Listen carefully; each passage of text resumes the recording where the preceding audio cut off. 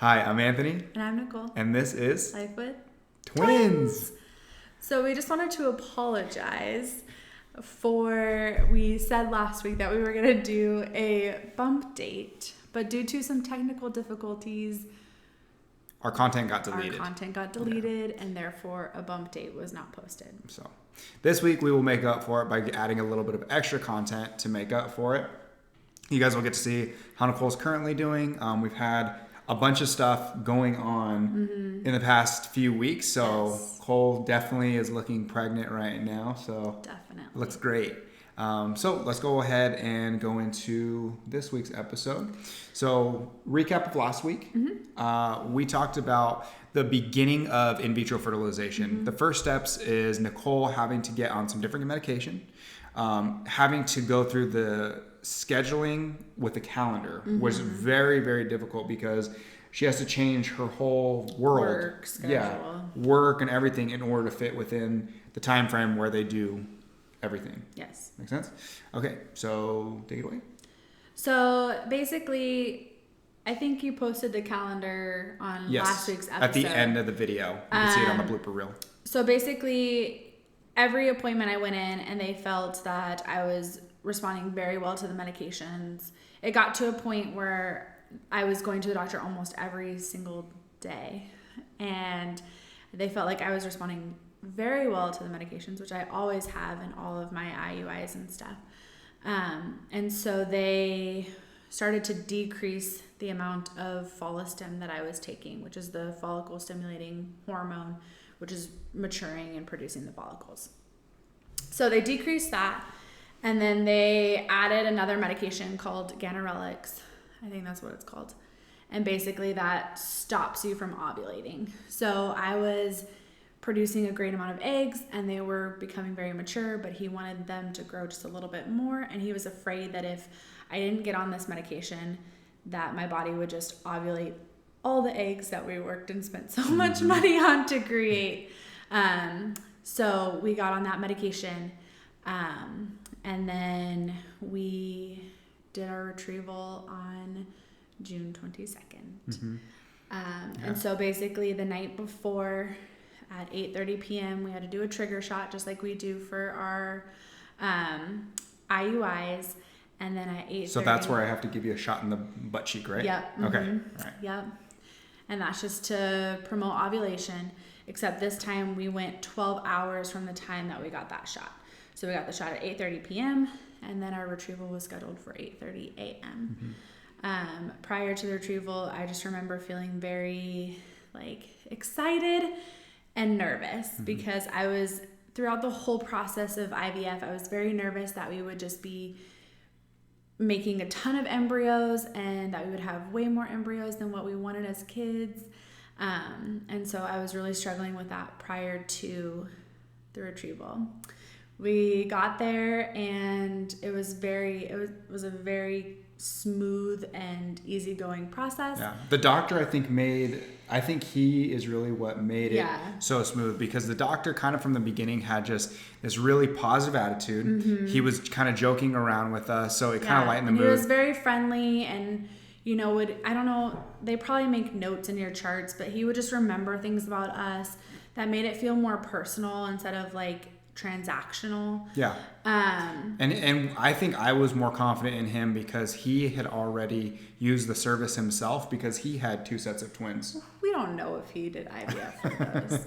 I would have to imagine. Anyways. Either way, it made me feel confident. I knew people who had used him and have had success, and he has a very good success rate. And so we felt pretty confident going in. And I even had basically a bet going that if, he hooked me up with a set of 2 boys, that I would go to his house and do some manual labor for him. And so. Yeah, and how has that worked for you? It's worked great. Up to your end of the bargain. He didn't ask me to come by. Anyways. So they took me back into their little procedure room after they started an IV. And I just imagined that it would be this scary sterile room, and it wasn't. It was actually, it was sterile, but it wasn't super It was scary. dirty. It was like a public bathroom. Yeah, there was blood on the walls. No. And they make sure that, you say your name and date of birth and everything, and then they put the sleep, like the medication to make you fall asleep. And I just remember my arm being numb. And then they retrieved. Yeah.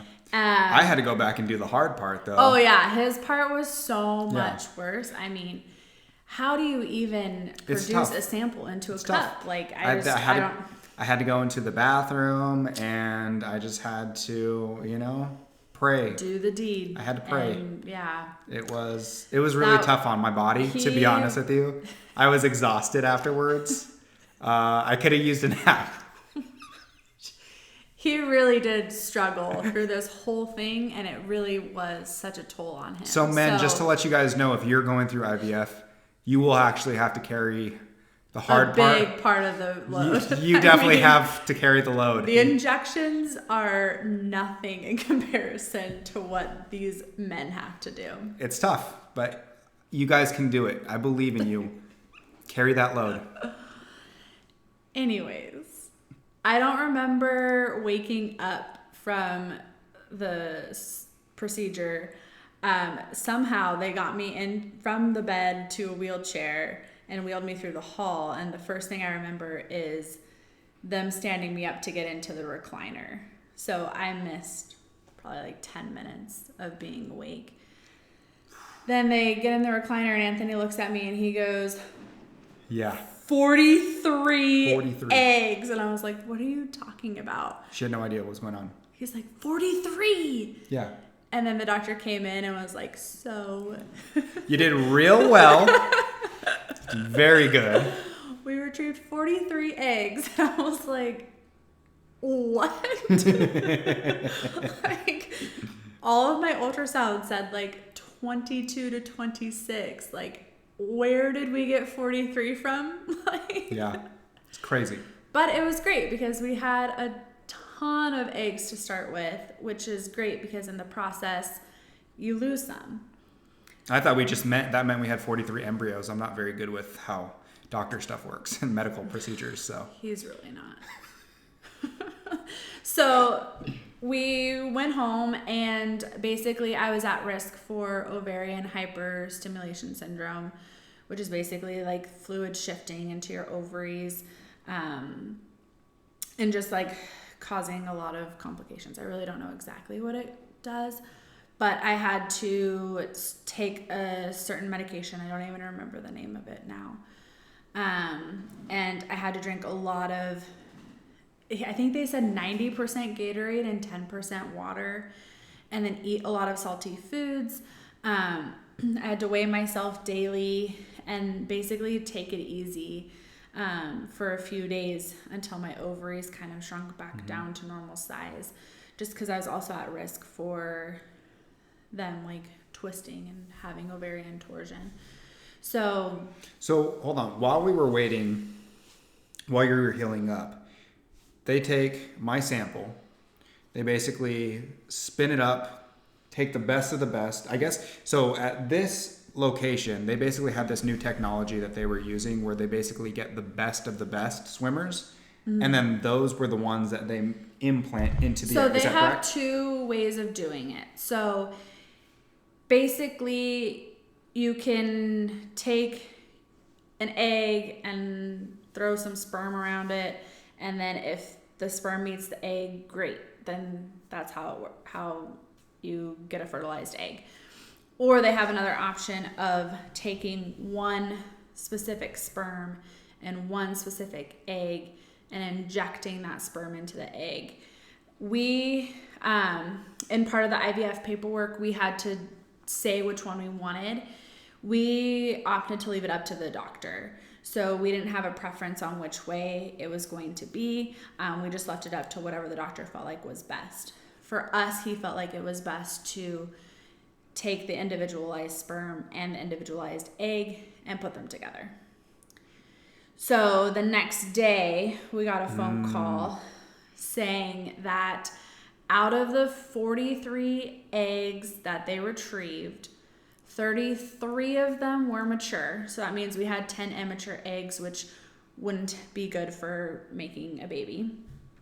Out of the 33 eggs that we had that were mature,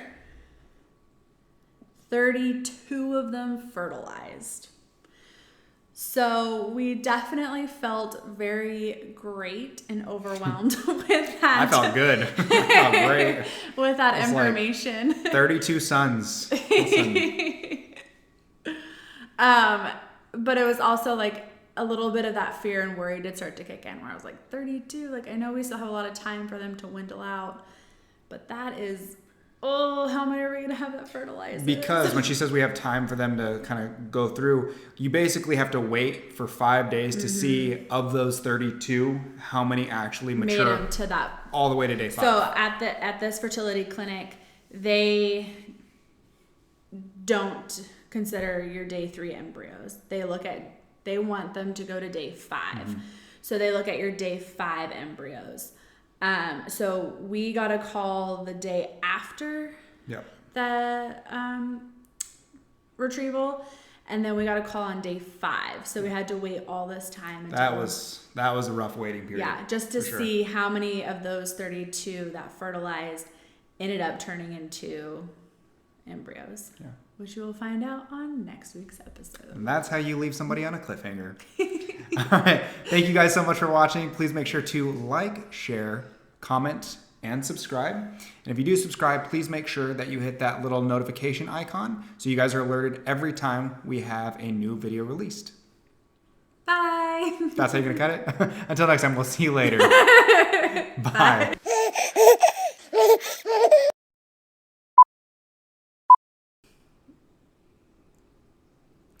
Hi, I'm Anthony. And I'm Nicole. And this is Life with Twins. On last week's episode, dang it. Okay, let me try that again because I have to apologize for last week with the intro. Sorry. Okay, ready? This is why it takes us forever. Add marker. Okay. Hi, I'm Anthony. And I'm Nicole. And this is Life with Twins. On last week's episode.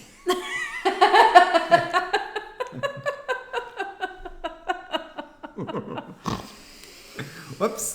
Way to go, babe. That was literally like 20 seconds ago. Hi, I'm Anthony. And I'm Nicole. And this is Life with Twins. So we just wanted to apologize we said last week that we were going to do a bump date